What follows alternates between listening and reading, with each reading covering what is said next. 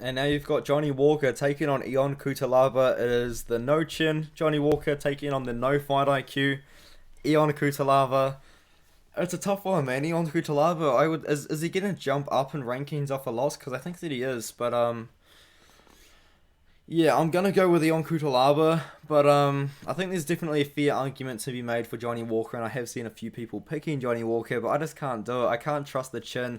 Every time he gets hit, he kind of seems to not really wobble, but he seems to react, and I think it's kind of getting to the point where he knows he can't take a shot, so he's eating shots, and he's kind of like just not liking it or just not wanting it to happen. I mean, no one wants to get hit, but you know what I mean. It's just overreacting a lot more than he did in the past. That's for sure. Like he got knocked out by Corey Anderson pretty badly. Did lose to Nikita Krylov by decision, and then he lost to Thiago Santos, and his chin looks pretty good. And then he's got knocked out by Jamal Hill.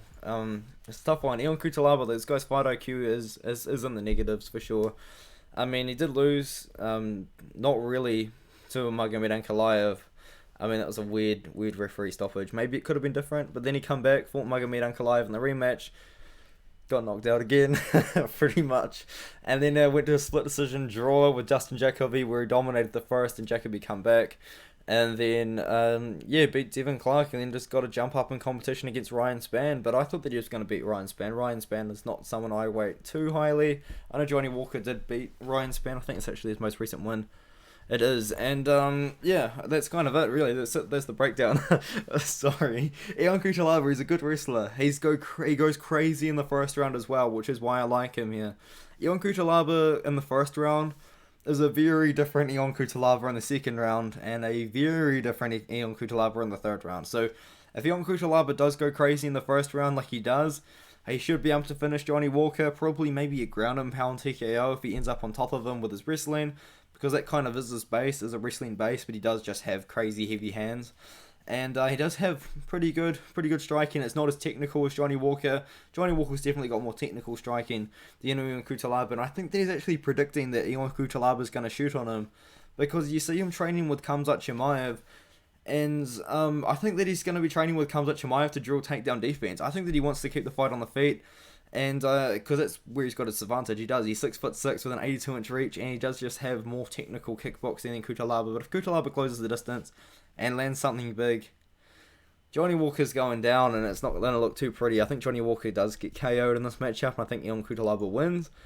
But if it goes to the second round, man, it could be something different. Maybe even Johnny Walker just starts hard and starts fast, and Ion Cutelaba's never able to find the range.